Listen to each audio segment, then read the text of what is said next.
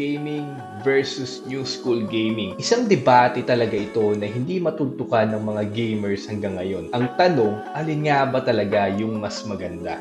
Tara, pag-usapan natin ang pros and cons ng parehong mundo. Kung usapang graphics, walang duda, new school gaming ang panalo. Realistic visual, cinematic experience, at immersive worlds. Lahat yan dala ng makabagong technology. Pero, syempre, iba pa rin ang charm ng mga old school graphics. Yung mga 8-bit at 16-bit na art style, priceless, sobrang nostalgic, timeless, at may simpleng aesthetic talaga na hindi mo makakalimutan. Ang old school games, simpleng mechanics, pero sobrang challenging. Isang mali mo lang, game over ka na. Pero dito na-develop ang skills ng mga OG na gamers. Ang new school games naman, on the other hand, ay may mas complex at mas dynamic na open world exploration, branching narratives, at malawak na gameplay option. Pero minsan, dahil sa dami nga ng features na to, nakakalimutan na natin yung fun factor, which is totoo sa mga, mga AAA games ngayon. Noon, couch co-op lang tayo. Yun yung buhay ng gaming. Yung magkabarkada, magpapalit ng controller, at mag-aasaran tayo habang naglalaro nakaupo sa sala. Ngayon naman, sa new school gaming, pwede ka nang makipaglaro kahit nasa ibang bansa yung mga kaibigan mo. Online multiplayer, voice chats ang nagdala ng global community. Pero syempre, wala pa rin tatalo dun sa physical na connection ng mga old school na games. Old school games, replayable classic,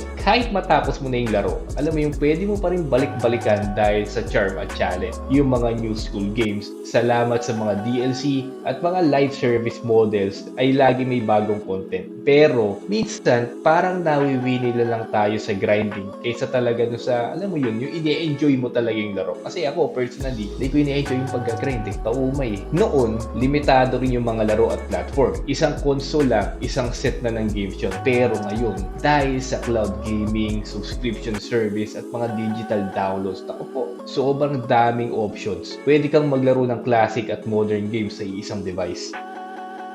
So, eto nga yung ating conclusion. Yung old school at new school gaming ay parehong mayroong strength at weaknesses. Ang old school ay nakabatay sa simplicity at skill, habang yung new school naman, syempre, nagbibigay ng immersive na karanasan. Pero sa huli, ang mahalaga pa rin ay yung masaya ka habang naglalaro ka. Ikaw, ano yung trip mo? Old school na nostalgic at challenging, o new school gaming na high-tech at expansive? Comment mo lang sa baba. Tara, pag-usapan natin.